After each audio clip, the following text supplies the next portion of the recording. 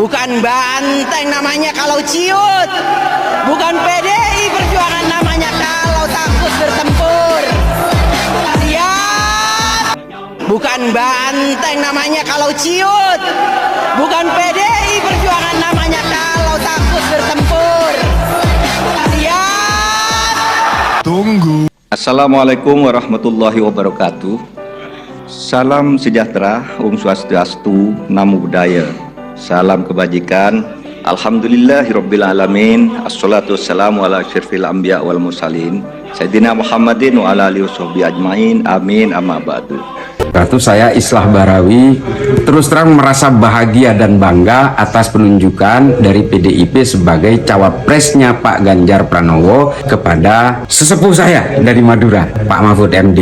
Kalau kita mau melihat sosok yang punya integritas, perjuangan terhadap negara ini demi tegaknya hukum, demi upaya-upaya untuk menghilangkan berbagai tindakan-tindakan kejahatan koruptif di negara ini, maka saya sangat bangga untuk mendukung Pak Mahfud MD. Seluruh masyarakat Indonesia yang masih berharap untuk tegaknya hukum di seluruh Indonesia, maka mari kita dukung Pak Mahfud MD. Pak Mahfud MD adalah sosok yang pernah berkarir di legislatif, di eksekutif dan juga yudikatif, dan beliau punya rekam jejak tidak pernah punya kejahatan apapun di dalam jabatan-jabatannya. Oleh karena itu, beliau adalah orang yang tidak pernah punya kejahatan masa lalu. Beliau juga tidak punya beban masa lalu, dan juga apa yang menjadi beban beliau hanyalah masa depan Indonesia. Mari kita bantu Pak Mahfud untuk mewujudkan berbagai keinginan masyarakat di Indonesia menjadi pemerintahan yang bersih, melawan korupsi, dan juga penegakan hukum yang betul-betul merata, tajam ke segala arah, tidak tumpul juga ke segala arah. Oleh karena itu, mari kita dukung Ganjar Mahfud. Insya Allah dengan ridho Allah Subhanahu wa Ta'ala, langkah kita dalam mewujudkan Indonesia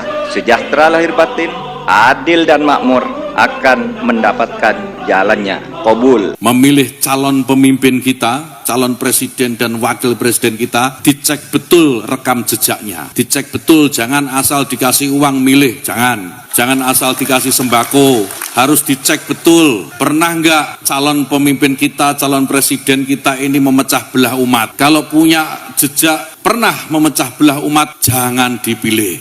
Kita lihat apakah pemimpin kita, calon pemimpin kita ini pernah menggunakan agama sebagai alat untuk memenangkan kepentingannya atau tidak. Kalau agama diperalat untuk merebut kekuasaan, jangan dipilih. Fakta terbaru terungkap, ternyata Prabowo merupakan salah satu tokoh yang digembleng Amin Rais untuk menggunakan politik identitas dalam mendulang suara dari sekelompok masyarakat beragama menjelang Pilpres 2024. Menurut Amin Rais, cara ini ampuh mencuri suara rakyat. Prabowo Subianto merupakan salah satu opsi yang dipilih oleh Amin Rais, dan hal ini dikarenakan Prabowo merupakan salah satu sosok yang juga menggunakan politik identitas pada 2 kali kampanye di periode-periode sebelumnya. Dahulu Gus Dur pernah berkata bahwa jangan sampai Indonesia memilih calon presiden yang di belakangnya terdapat dukungan dari Amin Rais. Pasalnya Amin Rais merupakan sosok yang paling kejam dalam berpolitik, bahkan ia tak segan melakukan segala cara demi bisa berkuasa. Politik identitas adalah gaya politik yang harus segera ditinggalkan oleh para calon pemimpin karena akan berpotensi menimbulkan keributan dan hilangnya rasa toleransi. Anggota Dewan Pertimbangan Presiden Agung Gumelar mempertanyakan sikap politik koleganya. Ketua Majelis Tinggi Partai Demokrat Susilo Bambang Yudhoyono mendukung Prabowo Subianto. Agung dan SBY adalah mantan Jenderal TNI yang pernah menjadi anggota Dewan Kehormatan Perwira. DKP dibentuk pada 1998 oleh Panglima ABRI. Agung merupakan salah satu orang yang ikut menandatangani keputusan pemecatan Prabowo dari ABRI. Soalnya SBY termasuk salah satu dari 7 anggota DKP yang ikut menandatangani surat rekomendasi berisi pemecatan terhadap Prabowo. Selama ini kita melihat Prabowo adalah sosok yang bijak dan sangat nasionalis. Namun ternyata ia memiliki sifat asli yang tidak banyak kita ketahui. Beliau adalah orang yang sangat keras dan cenderung tidak manusiawi. Prabowo karena memiliki rekam jejak yang buruk dan sulit dihilangkan dari pemikiran publik. Prabowo sering memaksa kader untuk bekerja keras demi membuat namanya baik jelang Pilpres. Cara perlakuan Prabowo terhadap kadernya merupakan cerminan bagaimana jika ia nanti menjadi pemimpin. Dari sini bisa kita simpulkan bahwa Prabowo sosok yang yang egois dan ingin menang sendiri. Beliau tidak pernah mau mendengarkan masukan dan kritikan dari orang yang selalu setia mendukungnya dari belakang, baik itu tim sukses maupun relawan yang sudah bekerja keras namun tidak dihargai oleh sang ketua umum. Presiden Joko Widodo berpotensi crash landing apabila memaksakan putra bungsunya yang menjabat Wali Kota Solo Gibran Rakabuming Raka untuk menjadi peserta di Pilpres 2024. Lantas Jokowi diprediksi juga akan berada dalam posisi sulit menjelang akhir masa jabatannya. Pernyataan tersebut disampaikan oleh pakar politik Ikrar Nusa Bakti. Ikrar Nusa Bakti menyatakan Jokowi yang telah memimpin Indonesia selama 2 periode semestinya mengakhiri masa jabatan dengan meninggalkan warisan yang baik. Menurut Ikrar, putusan Mahkamah Konstitusi terkait batas usia capres-cawapres minimal 40 tahun atau berpengalaman sebagai kepala daerah hanya untuk kepentingan pihak tertentu. Yakni putusan MK seolah memperlihatkan adanya sinyal kuat untuk menjaga kepentingan kekuasaan dari penguasa. Bahkan putusan tersebut tidak memikirkan kepentingan masyarakat. Lanjut, Ikrar Nusa Bakti menyebut apabila Jokowi tegas melarang Gibran tak ikut berlaga dalam Pilpres 2024, kemungkinan sikap rakyat akan melunak. Namun yang terjadi sebaliknya, yakni sikap yang dilakukan Jokowi akan memicu kegaduhan baru dalam perpolitikan tanah air. Selain itu dapat memberikan contoh buruk dalam proses demokrasi. Lanjut, Ikrar menyatakan Jokowi seharusnya menyadari apabila tidak tegas, pemerintahan mendatang dan masyarakat harus membayar mahal. Hal itu akan terjadi imbas kerusakan yang ditimbulkan dari permainan politik melalui proses hukum. Mengingat, bangsa Indonesia sudah sepakat tidak kembali ke masa pemerintahan yang kelam, yakni setelah reformasi 1998 dan menuju kematangan demokrasi pada 2039. MK juga menekankan dalam batas penalaran yang wajar, warga negara memiliki hak pilih dan seharusnya juga hak untuk dipilih, termasuk hak untuk dipilih dalam pemilu presiden dan wakil presiden. Atas hal itu, putusan sidang tersebut akan berlaku mulai dari pemilu 2024 dan seterusnya. Menyoroti kebijakan lumbung pangan atau food estate yang menjadi proyek pemerintah, Sekjen PDIP Hasto Kristianto menyebut proyek tersebut merupakan bagian dari kejahatan lingkungan. Tetapi ketika kami menyampaikan food estate, itu ada menteri yang salah menjabarkan perintah presiden, itu yang kami kritik. Kita lihat misalnya Pak Basuki, ketika presiden mengatakan bangun infrastruktur, ternyata Pak Basuki mampu menjabarkan perintah presiden dengan sebaik-baiknya. Ketika mengalami krisis akibat pandemi, presiden memerintahkan adanya keseimbangan antara bagaimana mengatasi pandemi dan menumbuhkan ekonomi. Bu Sri Mulyani mampu melakukan dengan baik. Tetapi ketika Pak Prabowo diperintahkan untuk food estate, kita lihat yang muncul adalah vested interest-nya dengan membentuk PT Agroindustri Nasional Agrinas yang diisi oleh teman-temannya, sahabat-sahabatnya. Vested of interest inilah yang kemudian menjadikan perintah presiden tidak dapat dijalankan dengan sebaik-baiknya. Ini yang disoroti oleh PD Perjuangan. Membangun kedaulatan pangan itu merupakan tugas dari PD Perjuangan. Tetapi ketika ada vested of interest, ketika perintah dari presiden disalahgunakan hanya untuk kepentingan teman-temannya, maka kami kemudian melakukan suatu kritik. Sama ketika presiden memerintahkan untuk memperkuat kemampuan di dalam membela tanah air kita, yang dilakukan adalah membentuk suatu PT dan kemudian diisi oleh teman-temannya sendiri. Ini yang dikritik oleh PD Perjuangan. Akibatnya kegagalan di dalam membangun food estate bukan karena direction dari presiden, tetapi menteri sebagai pemerintahan sehari-hari menurut konstitusi yang seharusnya menguasai hal ikhwal terhadap pemerintahan yang dijalankan ini tidak mampu menjalankan dengan baik karena vested of interest. Itu dibantah bahwa PT TMI itu ada dan dibantah bahwa seolah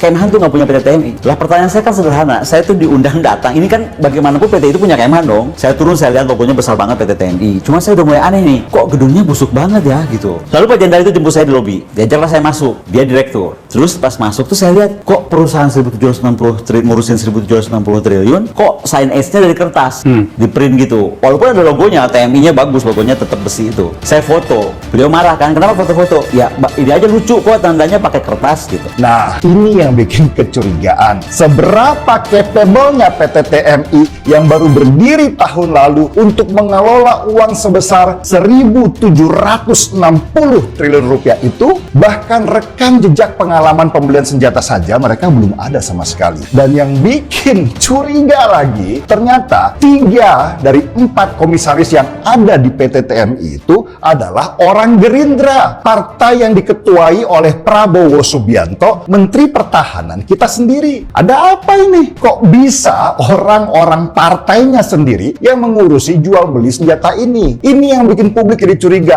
Nah, ada seorang ahli strategi yang bernama Ibu Koni mengatakan bahwa kementerian ini nggak jelas, padahal ngurusin ribuan triliun. 2 tahun yang lalu tepat, Akbar Faisal memberikan sebuah video mengenai pembelian alutsista senilai 1.760 triliun rupiah. Di bawah Menteri Pertahanan yang ada di bawah ketiak cendana, kita melihat bagaimana Kementerian Pertahanan ini merupakan salah satu kementerian yang buruk. Ternyata pengakuan dari Ibu Koni membuat kita sama-sama melihat dengan mata yang terbelalak. Pengakuannya di hadapan Akbar Faisal sangatlah mengejutkan. Jadi ceritanya, Ibu Koni diundang Kementerian Pertahanan. Lalu dia datang melihat gedung-gedung yang ada di Kementerian Pertahanan itu jelek banget dan ia mengambil foto. Orang di sana melarang Ibu Koni untuk mengambil foto dan bahkan ditanya untuk ditawarkan duit berapa atau proyek apa di Kementerian Pertahanan, pilih saja. Bahkan Ibu Koni disuruh untuk mengaku tidak pernah bertemu dengannya. Kemudian Ibu Koni menolak dengan keras karena menurut Ibu Koni dia disuruh bohong dan beliau mempertanyakan kepada jenderal tua tersebut apakah dia kenal dengan dirinya. Menurutnya, integritas adalah masalah yang paling kita tidak punya di negara ini. Dari 1.760 triliun anggaran Kementerian Pertahanan, diduga kuat hanya ada satu PT yang pegang semuanya. Perusahaan apa? Siluman, broker alutsista. Saya kira masalah mafia di Kementerian Pertahanan ini sudah berjalan bertahun-tahun dan Ibu Koni berani membongkar demi keutuhan NKRI. Beliau nggak terlalu memikirkan keamanannya, tapi kita melihat bahwa bagaimana seorang pakar pertahanan dan peperangan di Indonesia ini berani menentang dan menantang para koruptor kelas kakap yang bahkan kalau mau dibilang mungkin dilindungi oleh pemerintah. Ya, kepeduliannya untuk NKRI sangatlah patut dihargai dan orang jujur ini harusnya disayang Tuhan dan dilindungi kemanapun ia melangkah. Dia bicara bukan tanpa data, tapi dengan data tentunya. Kasus ini harus kita angkat lagi dan terus-menerus kita ingat dan jangan sampai lupa agar anak-anak bangsa ini bisa selamat dari cengkraman-cengkraman para mafia.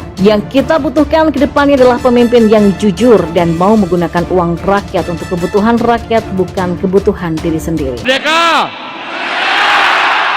Tempat ini menjadi saksi bagaimana pidato Bung Karno selalu menggetarkan. Dedication of life disampaikan di sini, mengajarkan kita agar bisa mengabdi pada bangsa dan negara. Pak Jokowi mewujudkan itu. Infrastruktur yang hebat, IKN yang tidak hanya memindahkan tempat dan ibu kota, tapi membuka mindset, merubah mindset untuk menjadi negara maju, termasuk hilirisasi industri yang akhirnya kita diperhitungkan oleh dunia. Hari ini kita meneguhkan hati, bekerja keras dengan api semangat yang tak pernah padam, menangkan PDI Perjuangan dan calon presiden PDI Perjuangan Ganjar Pranowo.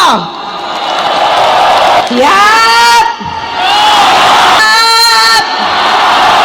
Seperti Mbak Puan tadi sampaikan, itu juga Bapak Ibu yang mesti kita pertahankan, kita lanjutkan. Namun itu tidak bisa terlaksana kalau kita tidak menang hat-trick besok pagi. Bapak Ibu, itu tidak akan terwujud kalau kita tidak kompak. Maka pesan Bu Mega kepada kita semuanya, agar kita bisa bersatu, kita berdiri seteguh karang yang tetap tegar dalam gempuran-gempuran ombak sekeras apapun. 2013 lalu, pemilihan Gubernur Jawa Tengah, PDI Perjuangan dan Ganjar Pranowo memenangkan itu. Dan itu di bawah pimpinan Mbak Puan. Insya Allah kita akan mengulang kembali di 2024. Insya Allah. Mohon doanya.